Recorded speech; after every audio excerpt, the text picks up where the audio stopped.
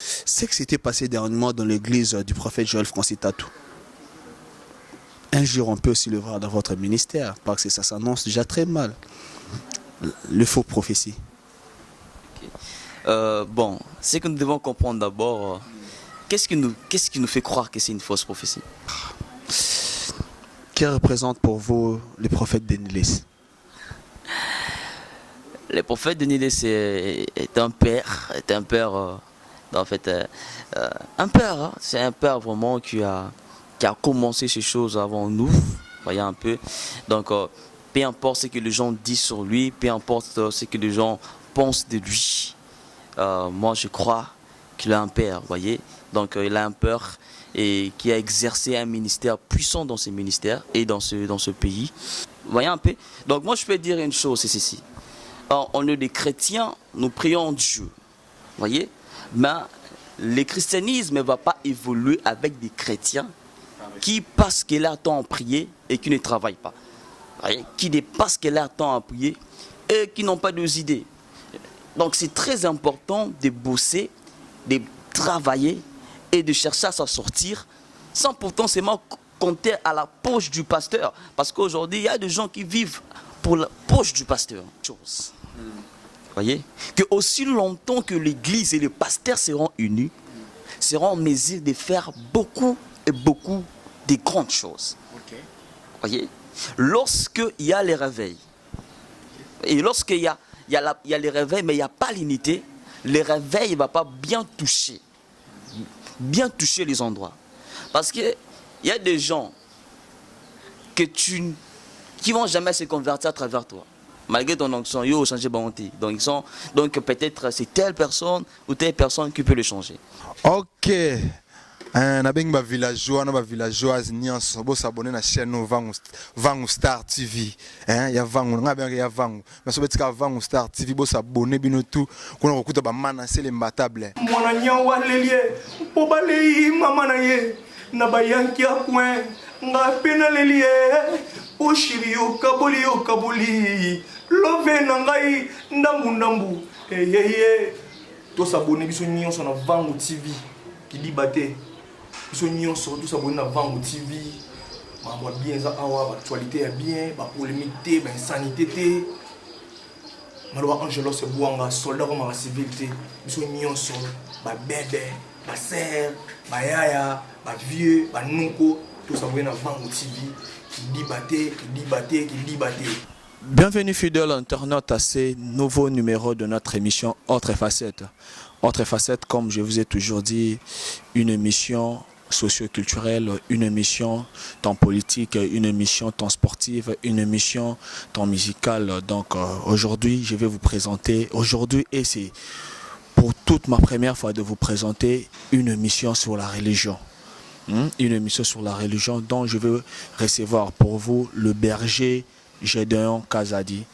Le berger Gédéon Kazadi, le père spirituel du ministère Génération Montante. C'est avec le berger Gédéon Kazadi qu'on va parler de la religion de notre pays, de l'art christianisme, de l'évolution de l'art christianisme, comment les choses évoluent, comment son ministère évolue, comment il s'est consacré à servir Dieu dans sa vie, parce qu'il est jeune comme tout jeune, il est jeune comme nous, mais apparemment lui il vit à part. Quand je dis lui il vit à part, c'est par rapport à son âge et par rapport à ce qu'il fait et par rapport aux gens qui l'encadrent. Il vit vraiment à part. C'est avec lui qu'on va passer de bons moments, de vous faire découvrir ce qu'il est vraiment, le berger Gédéon Kazadi. Si j'aurais le même langage avec Manassé Lembatable, mais c'est le réalisateur, il va me faire entrer le berger Gédéon Kazadi, tous au pénateur sur l'anaï, et ça l'a bien. Supportez-moi vraiment les deux émissions religion, pas trop de mabanga, un message, et ça l'a vraiment bien. Manassé Lembatable, je vais recevoir le berger Gédéon Kazadi. Berger, bonjour. Bonjour Vangu Star, j'espère que vous allez bien. Ouais, je vais très bien, et vous? Très très bien par la grâce de Dieu, vraiment ça va. Très ravi de vous recevoir pour une première fois dans notre émission Autre Facette. À ce moment, tous les abonnés de Vangu Star TV ainsi que le peuple de Dieu partout dans le monde, bon, talon la chaîne Abisso. on leur avait promis Yaroyambayo, Tosolanayo, et ça l'a vraiment bien abandonné. Tes impressions par rapport à notre invitation? Je suis très honoré d'être ici dans cette émission. Par la grâce de Dieu, ce qui est bizarre et en même temps magnifique, c'est ma toute première émission. Donc je me sens honoré d'être dans cette émission. Et je vous salue aussi les très chers abonnés des Vangu Star TV. Merci. Merci beaucoup Berger. Nous sommes vraiment honorés de recevoir pour une première fois un homme de Dieu dans notre chaîne Vangu Star TV. Nous sommes focalisés beaucoup plus dans ce qui concerne la culture.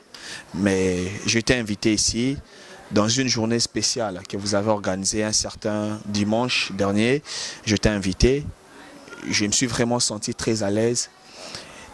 Et ce que j'ai trouvé vraiment d'impressionnant, de voir de grandes puissances que la jeunesse avait dégagées ce jour-là. De jeunes que vous êtes, vous avez vraiment dégagé la puissance. Et j'étais vraiment intéressé de vous recevoir dans mon émission pour parler de la religion, de leur christianisme. Ce que je vais juste vous demander est juste si vous serez vraiment capable et prêt de me recevoir. Et de répondre surtout dans toutes mes questions. Ok, oui, par la grâce de Dieu, je vais répondre à vos questions, en ce que je serai capable de répondre, parce qu'on n'a pas le monopole de la connaissance, on ne maîtrise pas tout, mais par la grâce de Dieu, on va essayer de répondre à certaines questions. Et aussi, je vous ouvre la porte et je suis prêt à vous recevoir.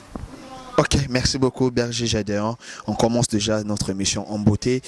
Nos abonnés et le très cher fidèle internaute aimeraient savoir votre biographie. Ça leur fera vraiment plaisir. Je suis né d'une famille de 13 personnes, dont je suis cinquième garçon. Oui, cinquième garçon. Cinquième de la famille ou cinquième garçon? Bon, cinquième de la famille plutôt. Excusez-moi, cinquième de la famille. Je crois il y a la grande sœur, le grand frère, la grande sœur, le grand frère et ensuite moi. Donc je suis cinquième de la famille, oui, cinquième de la famille par la grâce de Dieu. Je suis gradué à l'informatique de gestion et je suis le père spirituel de la génération montante, c'est le ministère. Et je suis entrepreneur, conférencier.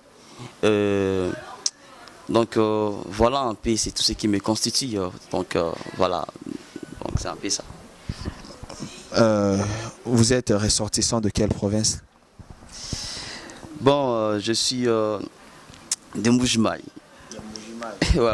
Tatoué toi. Ok, ça fait vraiment plaisir à nos abonnés. Maintenant, on va parler de votre ministère. Comment vous avez eu l'initiative de créer ce ministère? Bon, je pourrais dire, ça a commencé depuis 2017 en fait, que le Seigneur m'a parlé, que le Seigneur m'a inspiré de commencer un ministère. Je commençais d'abord le ministère à encadrer un groupe de jeunes, voyez. Donc c'était d'abord un groupe de jeunes que j'encadrais, que le Seigneur m'avait donné un fardeau. Donc Dieu m'avait parlé, il m'a dit j'aimerais que tu encadres les gens, mais précisément les jeunes d'abord. Donc j'encadre le jeune, le tutorie. Donc c'était par cette directive du Saint-Esprit de commencer cette œuvre qui est en train de bénir maintenant plusieurs vies. Vraiment. 2017, vous avez commencé. Mais avant ces temps, avant 2017, vous avez aussi une vie. Je ne sais pas si je dirais une vie meilleure. Je ne sais pas si je dirais une vie mauvaise que vous avez passé le temps. Mais comment vous avez passé votre enfance? Bon, avant d'être chrétien. Vous n'êtes pas né chrétien? Bon, on n'est pas chrétien, mais on devient chrétien, oui. Donc on n'est pas chrétien, mais on devient chrétien. Donc bon, je suis né dans une famille plutôt magnifique, donc une famille merveilleuse. Donc je ne manquais pas de rien. Bon, je ne parle pas de rien, mais je ne manquais pas de beaucoup de choses en fait. Donc on a fait des bonnes études on mangeait bien, on touchait de l'argent, donc tout allait l'air si parfait en fait. Donc, quant à ma vie avant de me convertir, je pourrais dire que c'était pas assez si agréable que ça. Donc j'étais un païen, voyez, un païen qui avait beaucoup de doutes sur ce qui concerne plein de choses, voyez. Donc j'étais un païen, donc pour ceux qui connaissent ce qui veut dire païen, donc vraiment j'étais un païen qui ne connaissait pas Dieu et qui n'avait aucune relation avec Dieu, voyez. Donc après ça, c'est à 2000, pas à 2017 vraiment que j'ai connu Dieu, mais c'est à 2017 que j'ai commencé le ministère. Mais je crois que vers de 2000 peut-être 16 ou 15 comme ça, que c'est ce désir de commencer à prier, à connaître un peu plus Dieu en profondeur. Et après 10 ans de cela, que le Seigneur m'a visité. Mais aussi, une chose, c'était que je me suis converti bien avant. Je trébuchais. Ensuite, je me suis reconverti. Ensuite, il y a eu le ministère. Ensuite, il y a le ministère. Ok. C'est qui votre père spirituel, si on peut le connaître? Je suis très heureux de citer son nom. Donc, je suis sûr que je vais couper cette partie de cette vidéo pour qu'il sache que je vais mentionner son nom. Mon père spirituel, c'est Peter Kakese. C'est vraiment l'homme qui m'a baptisé, c'est l'homme qui m'a mené à Christ, c'est l'homme qui m'a fait connaître le ministère et tutorie. Donc, franchement, je suis très fier de lui. Donc, il s'appelle Peter Kakese. Donc, c'est à travers de lui que vraiment j'ai connu le Seigneur. Notre cher abonné retenez-le très bien, hein, que c'est un pasteur ou un prophète? Je suis plutôt dans le ministère apostolique. Oui. Ouais. Mes très chers abonnés, retenez-le bien que c'est le pasteur Peter Kakese. C'est le pasteur Peter Kakese qui est le père spirituel du berger Gédéon Kazadi, qui est notre invité de cette émission Autres facettes d'aujourd'hui. Berger, c'était vraiment facile pour vous ou c'était facile pour le pasteur Peter Kakese de vous libérer d'aller créer ce ministère? Bon, je voulais pas d'abord. Il y avait un moment au début, je lui avais dit que je voulais pas ces histoires du ministère, je voulais arrêter. Ensuite, il m'a dit non, il m'a fortifié, il m'a encouragé. Il m'a dit il faut encore foncer et tu chéris. Dans l'œuvre de Dieu, c'est pas facile étant que jeune de se donner dans cette œuvre et tutorie, de bosser comme ça. C'est pas facile. Mais par la grâce de Dieu, le Seigneur nous a soutenus. Je pense que le véritable soutien, c'est plus Dieu. Voyez, donc c'est plus Dieu qui est notre force. Voyez, peu importe la prière qu'on peut faire pour toi, peu importe en fait toutes les cérémonies qu'on peut faire, le plus important c'est l'assistance du Saint-Esprit. C'est vraiment quelque chose de capital. Concernant la prière, je pense que n'importe qui peut être libéré, mais n'importe qui ne peut pas tenir. Voyez, donc le plus important, là même je me dire ça directement à ceux qui me suivent, aux futurs hommes de Dieu, que le plus important vraiment c'est plus l'assistance du Saint-Esprit. C'est compter sur Dieu parce qu'il y a plusieurs qui commencent et à la fin ils sont victimes des scandales et tueries et ils abandonnent. Voyez, donc aussi j'en profite pour dire que non, lorsque vous voulez commencer une œuvre, rassurez-vous vraiment que Dieu vous a appelé. C'est très important cette partie-là. Donc c'est un peu ça. C'est vraiment très important. Quelles sont les difficultés que vous avez rencontrées à votre début? Je sais que ça n'a pas été facile, comme tout début n'a pas été facile, mais je ne sais pas si aussi ce n'est pas le cas avec vous. Mais nos très chers fidèles Internet aimeraient savoir si c'était quoi les difficultés que vous avez rencontrées. Vous me voyez, non? Vous me voyez en fait. Vous voyez d'abord que je suis très jeune. En fait. Je suis très jeune en fait. Je suis très jeune. J'ai oublié de mentionner une chose dans ma biographie. Donc j'ai 24 ans. Donc, bon, j'aurai 24 ans au mois de mai. J'aurai 24 ans. Nous sommes déjà le 10 avril, dans un mois. Voilà. Donc déjà, le monde actuel disqualifie les jeunes serviteur de Dieu. Vous voyez? Donc déjà quand tu es jeune serviteur de Dieu, le monde a tendance à te disqualifier. Parce que le monde déjà s'est habitué aux hommes de Dieu déjà vieux, tutoris, barbi, de cheveux blancs et tutoris. Et quand tu te présentes en tant que jeune, tu te dis que non, Dieu m'a parlé, je dois prier pour toi, je dois prêcher la parole.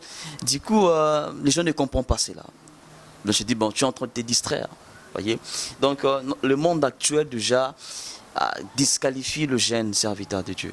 Alors les difficultés que j'ai rencontrées, c'est d'abord les doutes des gens. Vous voyez, les gens avaient du mal à croire, surtout que tu avais une vie passée horrible. Les gens te connaissaient vraiment étant qu'un pécheur, hein, un pécheur à 100%, et les gens avaient du mal à croire. Voyez, et tout ça en fait. Mais ce qui m'a sauvé, et ce qui était important, c'était les caractères. Voyez, donc le caractère d'un serviteur de Dieu. Voyez, donc vous savez, si tu es jeune serviteur de Dieu et en plus tu as un mauvais caractère, tu t'écrèses encore du trop. Mais tu vois, la seule chose qui a donné en ce que les hommes, la seule chose qui a permis plutôt que les gens puissent croire encore en moi, c'est plutôt le caractère. Les caractères, ça. Mais les difficultés qui étaient que les gens avaient du mal à croire, certaines rébellions, tu encadres certaines jeunes, du coup, ils n'arrivent pas à te mettre dans la place d'un père spirituel parce que tu es jeune. Et les gens ne pouvaient pas croire en moi, ils doutaient. Et bon, certaines personnes tu encadres. Et à la fin, il finit par se rebeller parce qu'il s'est dit que non, on a même âge, je suis plus âgé que lui, tout ça en fait. J'ai rencontré surtout des difficultés de la rébellion, des rebelles pas possibles. Donc j'étais victime de rébellion pas possible, voyez. Et donc c'était un peu ça les difficultés, mais le Seigneur me disait toujours n'abandonne pas, continue, je suis avec toi. Vraiment, vraiment, vraiment. Merci vraiment pour ça. On aimerait savoir le prophète marié, fiancé, le berger plutôt. Je suis ni marié, je suis ni fiancé, je suis un célibataire pro max. Un célibataire pro max, donc pur même un célibataire. Oui, un célibataire en dirci. Vraiment, ça nous a vraiment fait plaisir. C'était juste pour essayer un peu d'alléger le mémoire. Prophète Gédéon, c'était quand votre toute première convention personnelle que vous avez organisée?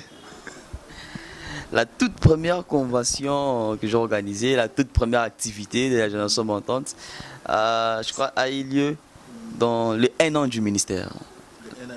Lorsqu'on a totalisé 1 an, j'ai organisé directement une activité évangélique pour ces 1 an. On a bien demandé la date, prophète. Héberger, s'il te plaît. Hein? Je sais que tu ne t'attendais pas à ce genre de questions. C'était quand? C'était quoi la date de votre toute première convention? La date, si je peux essayer de me rappeler. Date. Ah, je me souviens pas trop. Attends.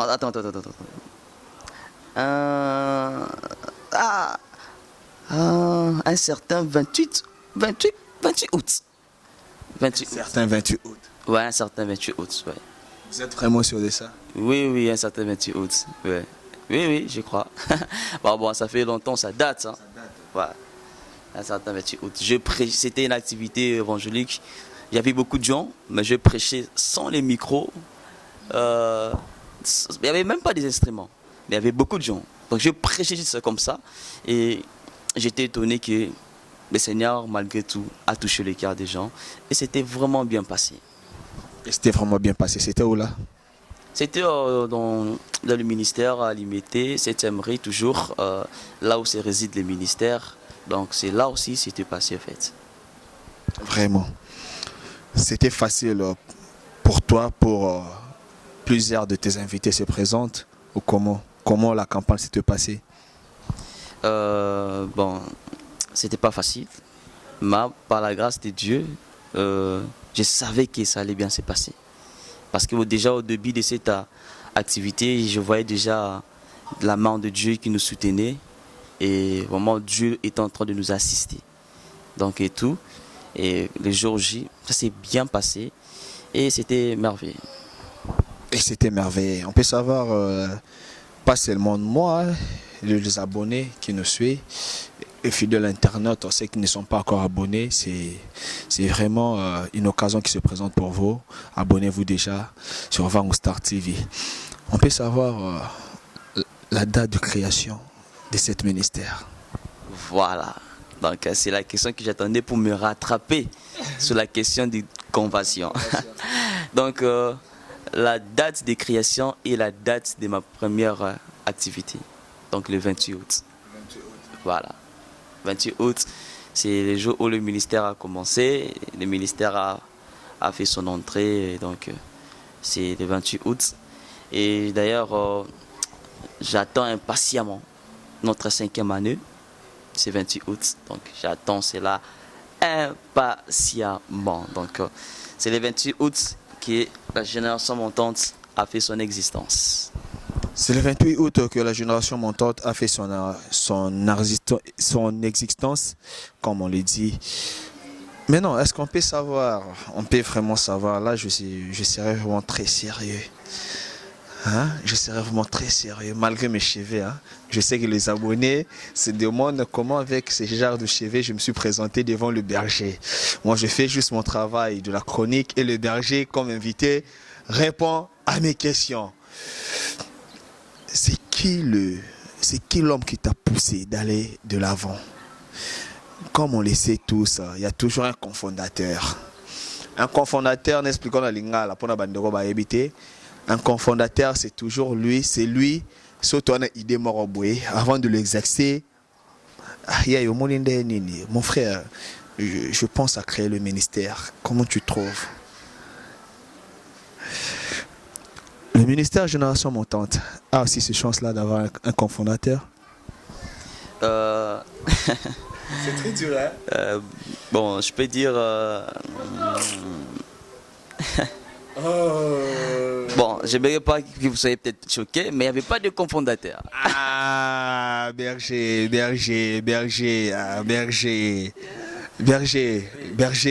Je suis l'unique, en fait, le cofondateur, c'est le Père, le Fils et le Saint-Esprit. Donc, c'est avec eux vraiment. S'il vous plaît, sois sincère envers nous, sois vraiment sincère envers nous. Un bon matin, tu t'es réveillé, tu t'es décidé de créer le ministère. Sans avoir consulté une personne, même maman ou même papa, sans avoir vraiment consulté une autre personne, vous avez pris votre décision toute seule, directement vous avez commencé. Ah oui, bon, dans ces contextes-là aussi, je pourrais dire que non. Je me rappelle, j'avais un ami à moi, qui en est toujours ami aujourd'hui, le frère Trotzman. Qui? Le frère Trotzman. Trotzman? Voilà, le frère Trotzman, oui. Trotzman veut dire quoi? C'est juste une parenthèse. Bon, c'est juste, je crois que c'est juste un prénom que son père lui a donné, mais qui a un caractère un peu spécial, en fait. Donc, c'était au début du ministère tutorie, et je devais commencer le ministère, mais c'est avec lui qu'on parlait trop. Oui. C'est avec lui qu'on parlait trop. Il est aussi chrétien, un serviteur de Dieu. Oui, il est aussi serviteur de Dieu, il a aussi son ministère, mais c'est avec lui qu'on parlait trop, qu'on discutait. On parlait, on discutait et tutorie, et c'est la première personne à qui j'ai donné le nom du ministère. Ouais. Donc,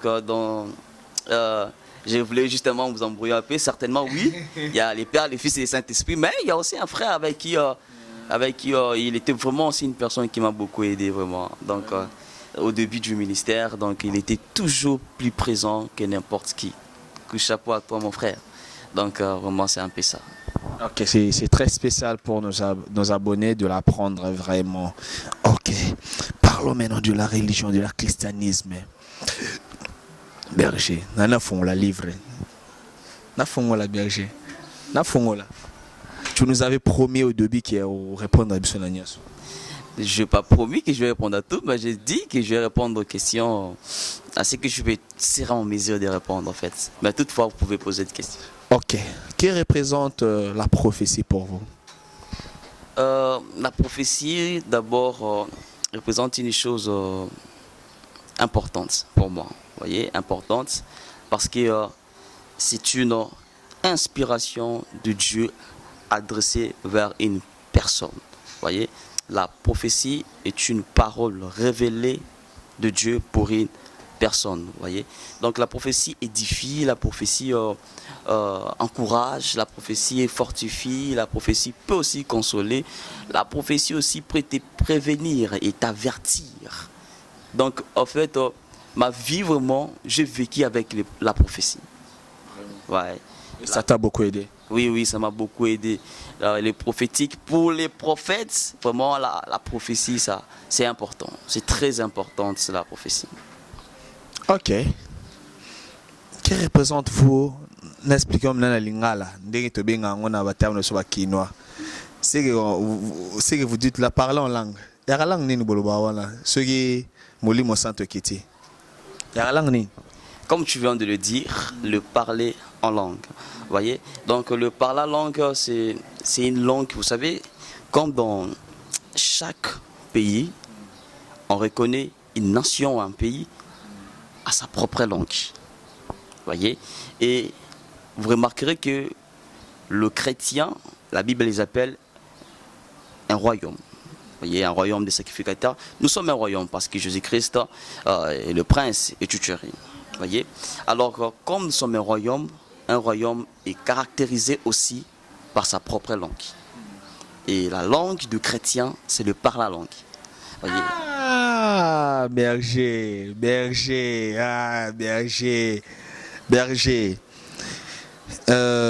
Les Congolais, nous parlons, on a des langues nationales qui est Congo, Tchoulouba, tout ça, comme ainsi que le Brazzavillois, ainsi que est-ce que parler en langue, c'est juste un mot, c'est juste un mot signifié, hein? T'as bien en bongo? Oh, on des arabes, quinois, langue. Est-ce que c'est vraiment universel? Non, vous êtes en train de diminuer les par la langue. Non, les par la langue, c'est... Non, moi je ne diminue pas. Je dis tel que ça se dit. Le par la langue, c'est comme je le dis et je le redis encore, le par la langue, c'est la langue de chrétiens que Dieu les a donnée pour la prière. Voyez? C'est la langue de chrétiens que Dieu les a donnée pour la prière. Vous nous rassurez que c'est vraiment une langue universelle, une langue universelle. La langue universelle pour tout chrétien en fait. Donc c'est la langue universelle spirituelle si je peux dire. Donc c'est la langue universelle parce que tout chrétien peut parler en langue. Le chrétien qui est en Amérique, les chrétiens qui est en France, les chrétiens qui est en RDC doit plutôt parler en langue. Voyez? Donc c'est vraiment important pour un chrétien de prier en d'autres langues. Même Paul a dit, je parle la langue plus que vous tous. Voyez, je parle la langue plus que vous tous, excusez-moi, parce que la prière en d'autres langues est très importante. Voyez? Donc je sais qu'il y a des gens qui méprisent, qui critiquent la prière en d'autres langues, mais le temps de manquerait pour tout expliquer cela, mais je vais essayer un peu de parler sur ça, et que la prière en langue est activé par le Saint-Esprit. Tu dois être né de nouveau pour parler en d'autres langues. Voyez, ce sont les effets de l'esprit. Voyez, donc lorsque tu pries en d'autres langues et lorsque tu parles en d'autres langues, tu es en train de prier tu es en train de prier à l'esprit et ton esprit est en train de parler à Dieu. Voyez un peu. Donc comme la France a une langue française, voyez, les Américains parlent l'anglais, mais les chrétiens ne parlent pas lingala. Les chrétiens ne parlent pas français, mais les chrétiens parlent en langue. Parce que c'est la langue que Dieu les a donnée pour l'adoration, pour la prière et pour s'édifier. Voilà pourquoi la Bible dit que non, celui qui parle la langue s'édifie lui-même. C'est un peu ça en résumé. Merci. C'est un peu ça en résumé. Berger a confirmé, Bissot, que ça veut une langue universelle. Berger, est-ce que quand vous parlez en langue là, vous comprenez ce que vous dites? Voici maintenant ça aussi, je voulais que tu le poses. Donc la prière en d'autres langues est une prière où ton intelligence, comme le dit la Bible, ton intelligence s'arrête, mais ton esprit est en train de parler à Dieu. Voyez? Donc la prière en d'autres langues, c'est une prière où l'esprit de Dieu prie en toi. Voyez? Donc c'est une prière de foi. Donc nous n'avons pas besoin de comprendre ce que nous disons. Voyez? Mais nous avons juste besoin de compter sur l'Esprit qui connaît les cœurs de Dieu. Voyez? Elle dit que non, elle nous précise bien que non, l'Esprit sonde les cœurs de Dieu. Voyez? L'Esprit connaît les profondeurs de Dieu. Et celui qui parle en notre langue, voyez, est en train de prier en esprit. L'Esprit l'aide à faire une prière excellente. Et puisque je sais que l'Esprit de Dieu est Dieu lui-même, dont le Saint-Esprit ne peut pas insulter Dieu, le Saint-Esprit ne peut pas mentir, le Saint-Esprit ne peut pas critiquer Dieu, donc je parle la langue en confiance parce que je sais que c'est une prière par excellence. En brefité, vous ne comprenez pas ce que vous dites physiquement. Oui, mais par la foi, je sais que c'est une bonne prière. Là, c'est par la foi. Qu'est-ce qui fait en sorte qu'une personne, tout le monde en a beaucoup, parce que même la Bible elle a dit qu'il y aura de vrai, il y aura aussi des faux. Une personne, comme maintenant peut-être en profondeur et prière, quand elle est bandé le boé, c'est dire quoi? Je vais vous Terrain très glissant. Je peux poser aussi une question. Aussi, je serai en mesure, pas de problème. Non, bon, non, c'est pas grave, c'est pas grave, c'est pas grave. Le terrain très glissant. C'est pas glissant, c'est pas glissant. C'est une question simple en fait. Bon, les parler langue, comme vous le savez, pour les chrétiens qui me suivent d'abord, pour vous les chrétiens, je vais parler. Quand tu parles déjà en langue, quand tu as déjà commencé à parler en langue, tu parles déjà. Vous voyez, tu parles déjà. Vous voyez, tu n'as pas besoin d'attendre 21 ans dans la prière pour commencer à parler la langue. Tu n'as pas besoin de t'enfermer durant 7 jours. Ensuite, au dernier 7e jour, tu commences à parler la langue. Là, c'est pour ceux qui n'ont pas encore parlé la langue. Mais pour ceux qui ont commencé à parler la langue et qui parlent déjà, et ils n'ont pas besoin d'attendre une heure du temps, parce que c'est déjà en eux. Vous voyez, ils parlent en langue parce que c'est une langue qui est déjà dans leur esprit. C'est comme toi. Combien de temps tu prends pour parler français? Tu parles parce qu'il y en a, tu parles, ça sort. Voyez un peu. Donc c'est comme ça. Voyez, donc vous devez voir ça dans cette dimension. C'est alors que vous allez comprendre. Voyez, parce que c'est une langue en esprit. Et la Bible dit qu'en réalité, en l'homme, c'est l'esprit. Voyez, donc en réalité, l'homme, c'est l'esprit. Voyez un peu. Donc quand tu parles la langue, tu parles déjà. Comme maintenant, charé maso patache. Il y a langue solo. Il y a langue solo à berger. Berger, comme on a sur le terrain, comme on a sur le terrain, parce que quand vous au rassurez bien que non, quand vous parlez la langue, vous parlez directement avec l'esprit, vous parlez avec Dieu. Physiquement, vous ne comprenez pas ce que vous dites. Comment vous dites ça veut dire quoi là? Je pense que dans cette partie-là, je ne m'avais pas bien compris. Donc quand je dis que non, mon âme ne comprend pas, ça veut dire que non, c'est mon esprit qui travaille. Mais c'est pour l'esprit qui travaille. Je suis là, je me suis basé là. Le problème avec vous, vous croyez que non, il faut que je reste un peu comme un flou, toucheré. Comme je suis comme ça, mon esprit peut commencer à travailler en pleine émission. Et vous pouvez aussi nous expliquer ce que votre esprit dit? Oh. non, là, vous allez vous expliquer ce que mon esprit dit. Comment, donc. Non, moi mon problème c'est quoi?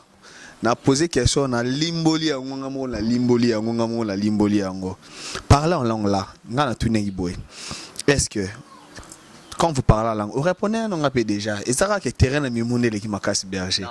Quand vous parlez la langue, physiquement, parce que vous êtes emporté par votre esprit, vous parlez avec Dieu. Quand vous reprenez votre corps spirituel, votre corps physique, vous comprenez au moins ce que vous avez dit. C'était ça ma question. Ok. Bon, je vais encore recommencer ce que je dis. Le problème, ce n'est pas de comprendre tout ce qu'on dit dans les parles la langue. Le problème est de savoir la vision, la pensée du parle langue. Le parle langue est pour la prière, le parle langue est pour l'adoration, et même une personne poussée par l'esprit aussi peut chanter en parlant d'autres langues. Donc le parle langue est pour la prière, l'adoration et tutorie. Voyez un peu. Donc c'est un peu ça dans le contexte. Donc c'est l'esprit. C'est comme Dieu qui prie en toi. Voyez? Donc c'est comme Dieu qui prie en toi. Ça, il parle la langue. Voyez? Donc, Merci beaucoup le berger Gédéon Kazadi. Qui représente pour vous le miracle? le miracle, les powers. Bon, le miracle, le miracle qui est quelque chose qui sort de l'ordinaire, quelque chose un peu en dehors, qui est surnaturel si je peux dire. Le miracle, c'est quelque chose d'abord qui a bâti mon ministère. Voyez. Si je peux être jeune comme ça, mais que je crois en Dieu, et je prie, et je sers Dieu, c'est parce qu'on a aussi à voir des choses qui dépassaient notre attendement. Vous voyez un peu? Donc c'est un peu ça, vous voyez. Le miracle, c'est le pain de chrétien. Vous voyez? Donc c'est vraiment ça, c'est à travers aussi le vivre des choses qui dépassent l'attendement d'une personne, que moi je vécu, qui m'a permis aussi à croire davantage à Dieu. Je me rappelle une fois, il y avait une de mes filles qui le 31 décembre, j'étais à Mounen, je crois qu'il aura escamé bébé maso basa musala. Ce que Laurent était, je sais pas ce qui chez Vonsouni, j'étais à Mounen et Koyele la moutou, elle est tombée par terre, évanouie par terre, elle a pissé en place, donc elle était vraiment KO. On l'a mené à l'hôpital, les tuteries, et on m'informe après le culte que telle de tes filles est tombée et elle est en coma, elle est presque mourante. Je pars à l'hôpital, je peux dire qu'elle était déjà peut-être mourante. Parce que lorsque je suis arrivé, j'ai trouvé les infirmières en train de faire tout de leur mieux, libérant leurs forces pour réveiller la fille, c'était zéro.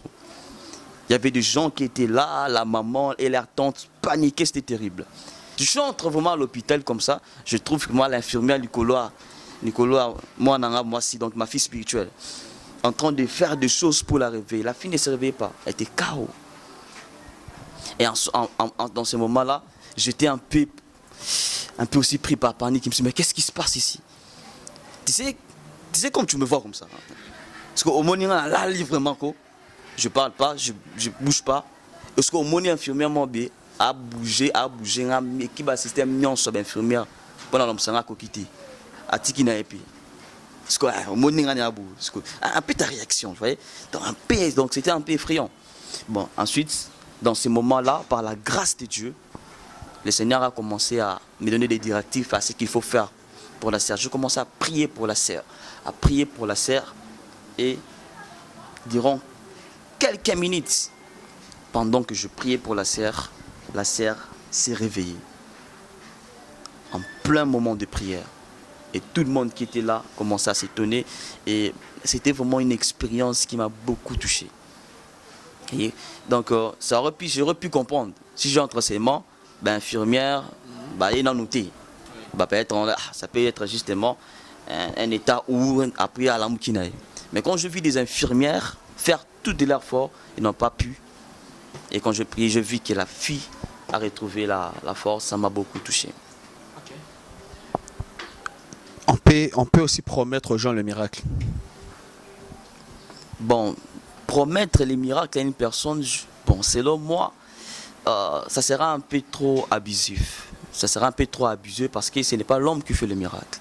Vous savez le pourquoi je vous ai posé cette question? Ça serait mieux si vous me le dites. Parce que tout à l'heure, vous venez de me dire que le miracle, c'est quelque chose d'opportunité. C'est ça que? C'est pas ça? Continue.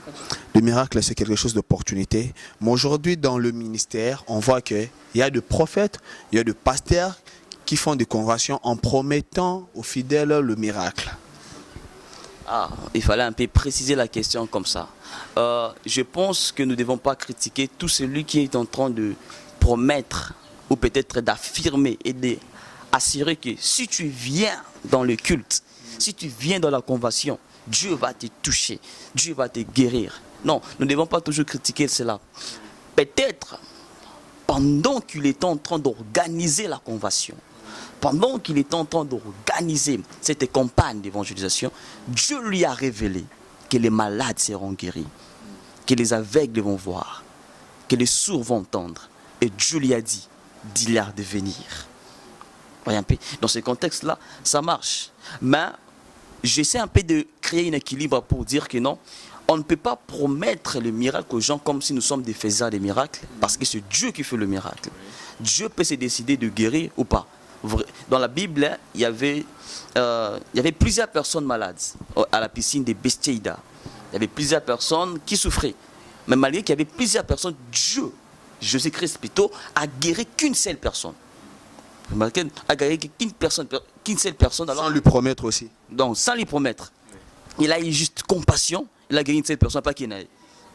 Lui étant le Tout-Puissant, il aurait pu guérir tout le monde. Voyez un peu. Donc je pense que, comme j'aime dire, les docteurs peuvent soigner, mais c'est Dieu qui guérit. Ceux qui nous aiment le que berger j'ai dans Adaï, ben, il va mourir, peu importe, parce que c'est lui qui décide sur la vie d'une personne. Ok, merci beaucoup le berger Gédéon Kazadi. Nous allons déjà vers la fin de notre émission Autre Facette. Abonnez avant de starter, vous supportez arabe, l'on a le bagage ma bangue zati, tout sur la mamanzamba. Tout sur la mamanzamba, berger moi 3 que sommes retikalia wa miza matata fort. Isapina matata berger. Le christianisme dans notre pays. La chrétienté dans notre pays. Berger ne mambozo kenevena. Les chrétiens, le peuple qui prie, tout le bandéni, le peuple qui prie beaucoup au monde, ce sont les chrétiens. La majorité du peuple dans le monde, c'est le christianisme. C'est le christianisme qui prend vraiment le plus grand part du peuple au monde. Qu'est-ce qui fait que quand les chrétiens ont un peu de bagno comme un casse dans mon kili, berger? Dire que ce n'est que le chrétien qui souffre trop, c'est faux. Dans toutes les religions, il y a des gens qui souffrent. Dans toutes les religions, il y a des gens qui souffrent. Quand on a un musulman, là, vous voyez des riches, il y a des musulmans plus pauvres aussi. Il y a des musulmans aussi qui souffrent. Donc, oui, j'arrive. Dans toutes les religions, il y a des gens qui souffrent. Voyez un peu. Jésus a dit, vous aurez toujours les pauvres avec vous. Lui-même a dit que vous aurez toujours les pauvres avec vous. Donc le problème, ce n'est pas du Dieu ni la religion. En fait, le problème, c'est l'équilibre de la nature, en fait. C'est comme ça, en fait. Dans toutes les religions, il y a des gens qui souffrent. Partout, il y a des gens qui souffrent. Même chez les bouddhistes, même chez les musulmans, même chez...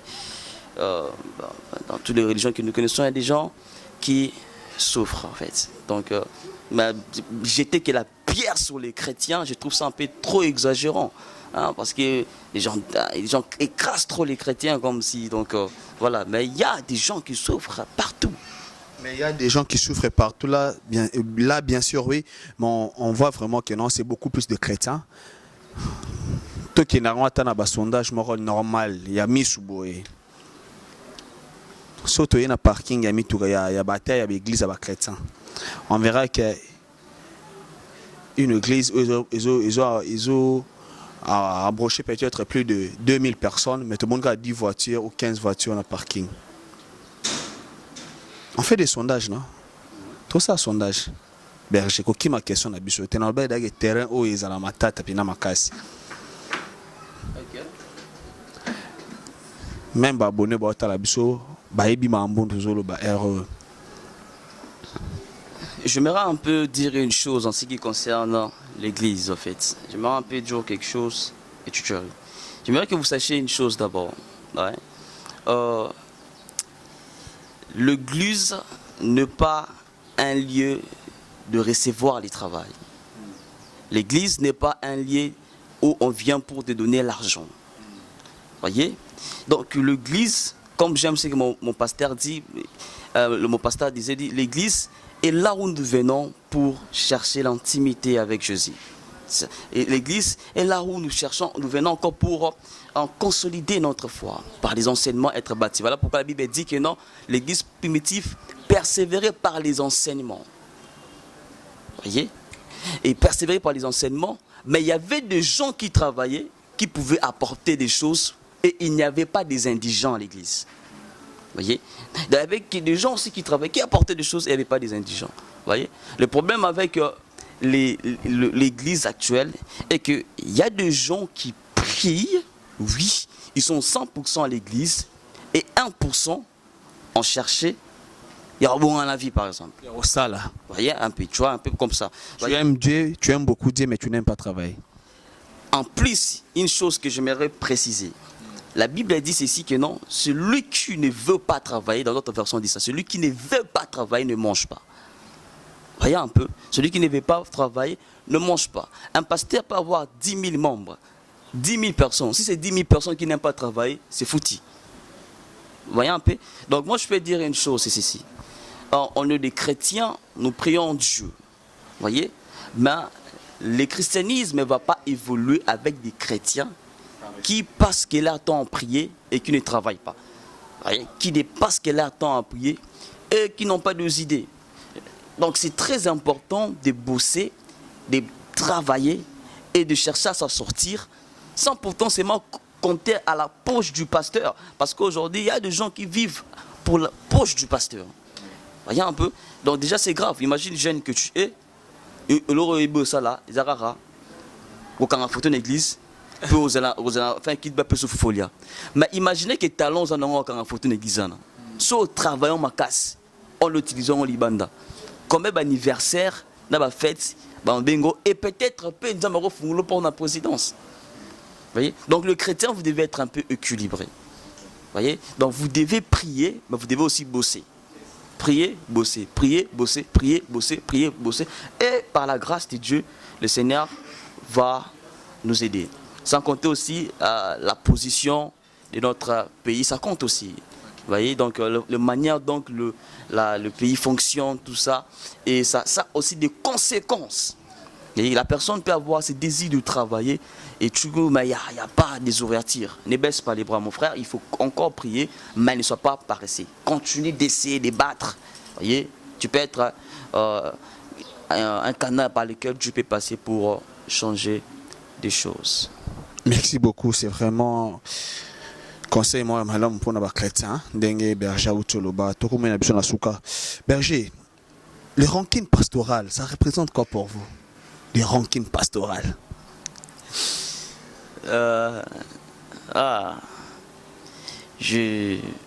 Rancune pastorale. C'est un mot fort. Rancune pastorale.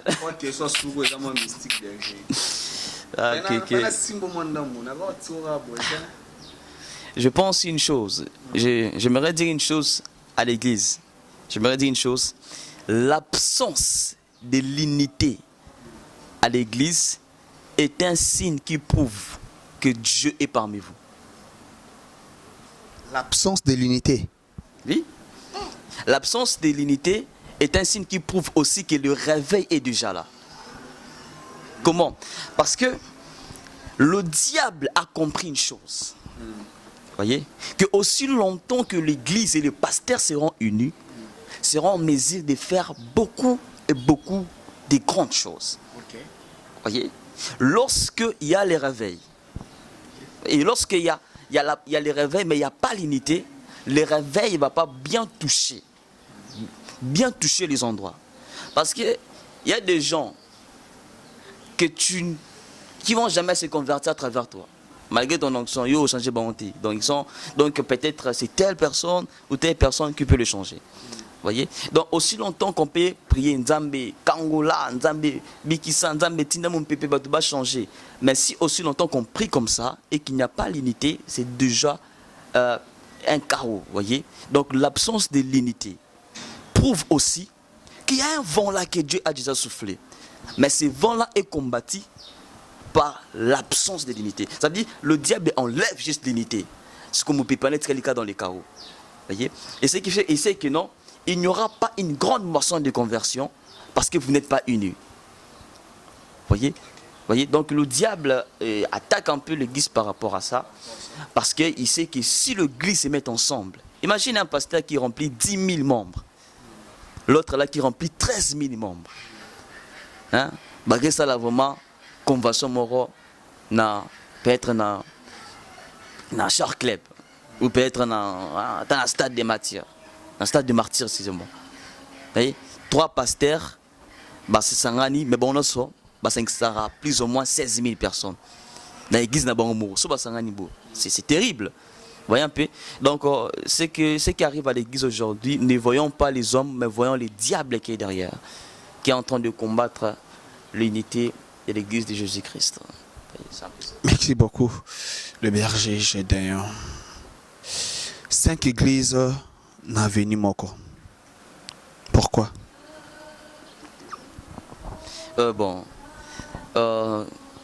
Je pense que cette histoire est aussi très importante. J'aimerais aussi en parler pour savoir. J'aimerais un peu adresser un message aussi à nous tous, à savoir ceci. Moi, j'aimerais faire appel aux chrétiens de se réveiller un peu, s'il vous plaît. Que le chrétien, que vous puissiez vous réveiller un peu, s'il vous plaît. Voyez, on a plus d'églises en RDC que des entreprises. Voyez un peu. Donc, c'est bien de prier. Mais aujourd'hui, quand on attend quelqu'un, à Bandelo Romo Biana, ou à quelqu'un, on sera peut-être église mort. Voyez un peu. Donc, je vais faire un peu appel à la conscience de beaucoup de chrétiens. Dieu a besoin des entrepreneurs, Dieu a besoin des journalistes, Dieu a besoin aussi de médecins. Vous voyez un peu. Donc, aussi une chose pour terminer, parce qu'on est déjà vers la fin.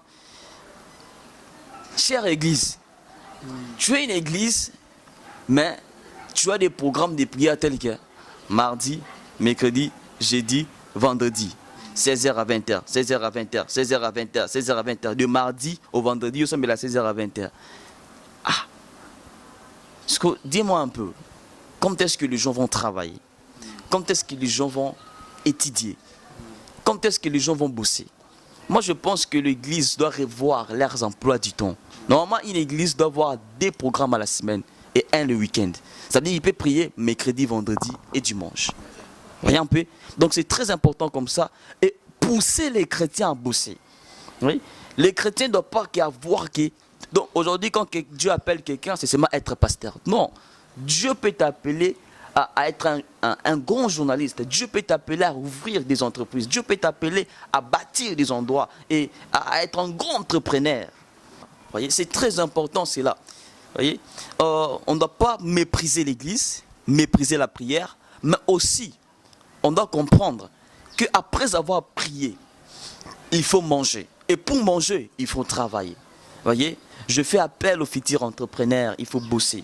Moi, j'ai envie que non, moi au Congo aussi, hein, le nombre des entreprises soit plus nombreux aussi que le nombre des églises. Ou même à l'égalité, ça sera aussi mieux. Voyez, dans un avenir, tu peux trouver 10 églises, mais boutique peut-être Camaro, un truc pareil. Donc c'est très important. Tout le chômage n'a venu à 98%. Un peu nombreux. Et les pasteurs a bomi sous ce bateau à check prière mardi, vendredi, 16h à 20h, 16h à 20h. 16h à 20h, 16h. Non, je vais un peu parler à nous tous, hommes de Dieu. Voyez? Donc moi je pense que si nos programmes de prière de l'église doivent vraiment être revus. Mais équilibre, et ceci. Je pense que Dieu des fois peut inspirer à l'église d'avoir un programme de 1 mois, d'avoir un programme de 7 jours, d'avoir un programme de 14 jours, c'est bien. Mais les cultes hebdomadaires ne doivent pas être 7 jours dans une semaine. Ou quand on a une église du lundi à dimanche. Et de sorte que je dis, ah là, une église. Pour venir dans l'église. Moi, jeune, moi, 23 ans. Vous savez, là, l'église. Là, l'église, il fait rien. Que manzo, kilo de tobo, qui doit aller la route. Non. Voyez, après avoir prié, pousser les gens à travailler, pousser les gens à bosser, pousser les gens à travailler. Okay. C'est très important, c'est là. Et revoyez un peu nos programmes de culte, c'est important. Merci beaucoup, homme de Dieu. C'est quoi le comportement d'un homme de Dieu? Pour être bref et rapide, le comportement d'un homme de Dieu doit être pur, propre et n'est pas nuire aux autres. Vous voyez, quand tu es un homme de Dieu, tu dois avoir un caractère qu'il faut, qui va faire en sorte que les autres vont pas se sentir gênés de toi. Voyez? Donc quand tu es un homme de Dieu, tu dois être vrai de l'extérieur, tout comme à l'intérieur. Voyez? Donc c'est vraiment ça, ce que je peux dire. C'est vraiment ça ce que tu peux dire. Qui représente pour vous le prophète de Nilis? Le prophète de Nilis est un père, en fait, un père. Hein. C'est un père vraiment qui a commencé ces choses avant nous. Voyez un peu. Donc, peu importe ce que les gens disent sur lui, peu importe ce que les gens pensent de lui. Moi, je crois qu'il a un père, voyez. Donc, il a un père et qui a exercé un ministère puissant dans ce ministère et dans ce pays. Ce que je peux dire, c'est ça. Sa façon de se comporter, c'est un modèle pour vous? Bon, je ne sais pas quoi dire sur ça, franchement, mais c'est... Sa façon de se comporter, Berger, si c'est un modèle, oui, si c'est pas un modèle, non, on passe, Berger. Ah, Berger. Comme on l'a dit souvent, je n'ai rien à dire sur ça. Ah, Berger, Sunga Bissoko, sa façon de se comporter, c'est un modèle pour vous? Ah, voilà, bah, c'était juste pour rire. Bon, je peux dire que non. Chaque personne a la personne qui l'influence, Berger, on parle de oui ou non, nous sommes presque à la fin. Sa façon de se comporter, c'est un modèle pour vous, oui ou non? Bon, donc, comme je peux dire, je donne une réponse nette. Je ne sais pas. Non. Les abonnés, comprenez que le Berger a un problème avec le prophète de Nilessi. Oui, c'est ce que vous m'avez dit en coulisses. Bon, sa façon de se comporter, c'est un modèle pour vous? Oui, il est un modèle pour plusieurs parce qu'il est encourageux. C'est un homme qui dit ce qu'il pense. Voyez, c'est un modèle pour vous. C'est un modèle parce qu'il dit ce qu'il pense. Il cache rien, il dit avec vérité ce qu'il doit dire. Il n'est pas comme d'autres hommes de Dieu qui cachent des choses, mais non, C'était facile à répondre, Berger. Si j'ai évité, parce que bon, faut éviter un peu il faut éviter ces mots en fait. Donc c'est un peu ça. Merci à tout le monde et que Dieu vous bénisse. Non, on n'a pas fini. C'est moi qui va désannoncer l'émission, Berger. Hein? Nous sommes déjà à la fin, mais le tout dernier jusqu'à maintenant, c'est que c'était passé dernièrement dans l'église du prophète Joël Francis Tatou. Un jour, on peut aussi le voir dans votre ministère, parce que ça s'annonce déjà très mal. Le faux prophétie. Bon, ce que nous devons comprendre d'abord, qu'est-ce qui nous fait croire que c'est une fausse prophétie? Par rapport à ce qui s'était passé, l'homme en question s'est dit que non, il faut 15 000 francs, mais ça après, il peut s'aller parce qu'il y a un indokité. À part Singana Bakati, na saki nae babimisi su nyoka. Or qu'il y a un dokité, a eu place nyoka ne utakité. Voilà. Et puis il y a eu des disques qui s'est fait. Le prophète l'a démenti. Na TV, le prophète a passé même chez Papi Mboma. Non, avant même l'émission de Papi Mboma, le prophète a dit que non, ceux qui garçons en a, ti dimanche c'était un certain mercredi ou jeudi. Ti dimanche sera une église te arokoma baba. Ti le lokoma baba te. Si les lots à Komababate, ça te dit quoi? Bon, d'abord, le prophète Joël, c'est un père pour moi. C'est un père pour plusieurs. C'est un homme de Dieu merveilleux. Je pense que ce qui est arrivé, la personne en qui lui-même a changé avec Soupe Malobaba, qui non, il y a complot, il y a Batou contre le prophète Joël, il y a Mokoana. Donc, elle a dit beaucoup de choses. En fait, cette histoire n'est pas claire. En réalité, cette histoire n'est pas claire. Donc, on ne peut pas dire une chose. On ne peut pas commenter sur une chose qui ne semble pas trop claire en fait. Donc je ne sais pas vraiment quoi dire par rapport à ça parce qu'il y a plusieurs versions et ce n'est pas trop clair vraiment. Donc c'est un peu ça ce que je peux dire. Ok, merci Zach, facile. Ça t'a rendu triste, ça t'a rendu frustré. Ah, Berger. Ok, nous sommes déjà à la fin. S'il y aura de remerciements plus vite, je sais que vous travaillez avec des gens dans votre ministère malgré qu'on n'a pas eu le temps de parler d'eux. Dieu va nous accorder encore la vie, même prochainement on va parler si vraiment très bonne pour le ministère aussi, donc ça va bien se passer. S'il y aura de remerciements, plus vite pour qu'on finisse. Je tiens à remercier d'abord toute mon équipe, l'équipe de lundi. Je tiens à remercier tous les membres de la génération montante. Je tiens à remercier ma famille, Kazadi, mon père, ainsi que ma mère qui me soutiennent beaucoup. Beaucoup d'amour pour toi, maman. Je tiens à remercier aussi mon frère Chris Kazadi pour tous ses conseils aussi. Je tiens vraiment à remercier tout le monde qui croit en moi et nous croyons que nous allons faire des meilleures choses par la grâce de Dieu. Merci. Merci beaucoup de nous honorer, le berger Gédéon Kazadi. C'est un grand plaisir pour moi de vous présenter cette belle émission avec le prophète, avec le berger Gédéon Kazadi, un homme de Dieu très puissant, l'étoile montante de mon pays, génération montante, le berger Gédéon Kazadi. Merci à tous ceux qui soutiennent Vangou Star ainsi que Vangou Star TV. Merci à Manassé l'imbattable, monsieur le réalisateur. Hein, le réalisateur puissant qui va bientôt se marier. Hein, je vous invite déjà au stade de Martyr. À bientôt. Le mariage de ce grand réalisé sera officiel au stade de Martyr. Donc, un grand merci à Guilain Moulenda depuis la Suisse. Je vous remercie, mon vieux, ainsi que notre maman Arlette Moulenda. Hein? Notre maman Arlette Moulenda. Merci pour tout. Et puis, Astrid Moulenda Temple, la grande sœur. Bah, merci, Bélé. Sans oublier le major Pierre Chiboaboa. Hein? Le major Pierre Chiboaboa. La commune de Maluku, bien sécurisée.